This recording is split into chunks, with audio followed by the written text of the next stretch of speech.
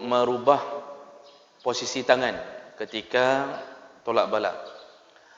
Ada hadis Nabi SAW. Jadi kalau bicara masalah ini, selalu para ulama menyandarkan pada kalimah Nabi SAW yang menyebutkan Udu'ullaha bibutuni akuffikum wala tada'uhu biduhuriha.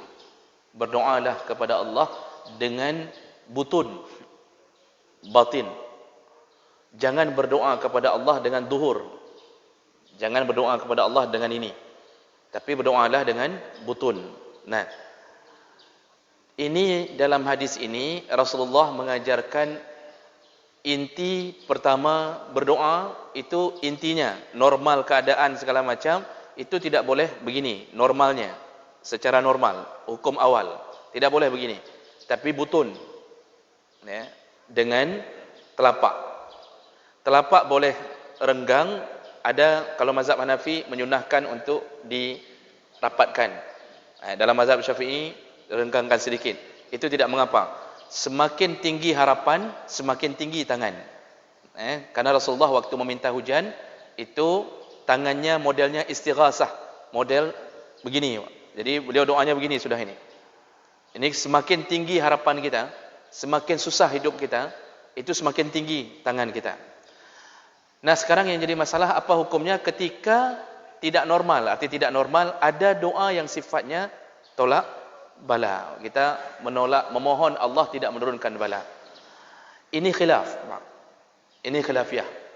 Dalam mazhab Syafi'i, kitab Syafi'i, itu dianjurkan untuk mengubah posisi tangan. Dan itu disebutkan dalam kitab. Mengubah posisi tangan menjadi seperti orang menolak. Karena yang begini meminta. Kalau yang begini itu memohon jangan datangkan ya Allah.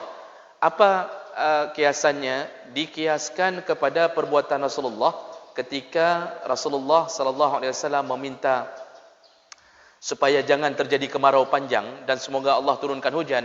Ketika Rasulullah salat istisqa, Rasulullah membalikkan dulu ridaknya. Dia balikkan ridaknya. Jadi perkara ini ada di dalam kitab-kitab Syafi'i dan termasuk perkara yang dibolehkan dalam mazhab Syafi'i. Tapi sebahagian ulama yang lain tidak membolehkan. Jadi masih ada khilaf. Nah, lalu dijawab oleh ulama-ulama mu'asirah. Bahkan termasuk ulama-ulama Saudi yang terkenal kadang-kadang kalau menjawab agak sedikit keras. Contohnya Bin Baz, Ibnu Utsaimin ketika menjawab pertanyaan bolehkah kita tolak bala dengan membalikkan, mereka mengatakan itu urusan itu adalah khilaf. Sebahagian membolehkan, sebahagian tidak membolehkan. Tapi kami mengatakan jangan sampai masalah ini merusak persatuan umat. Begitu jawaban mereka dalam kitab-kitab mereka, Pak. Jadi yang mau lakukan silakan, tapi jangan mengejek yang tidak lakukan. Jangan sampai ada orang yang melakukan lalu kemudian habis salat dia mengejek yang tetap begini. Jadi kita tolak bala tetap begini pun boleh. Tetap meminta ya Allah jangan sampai datang bala itu boleh. Yang tidak boleh apa? Mengejek setelah dia tidak tahu hukum yang sebenarnya.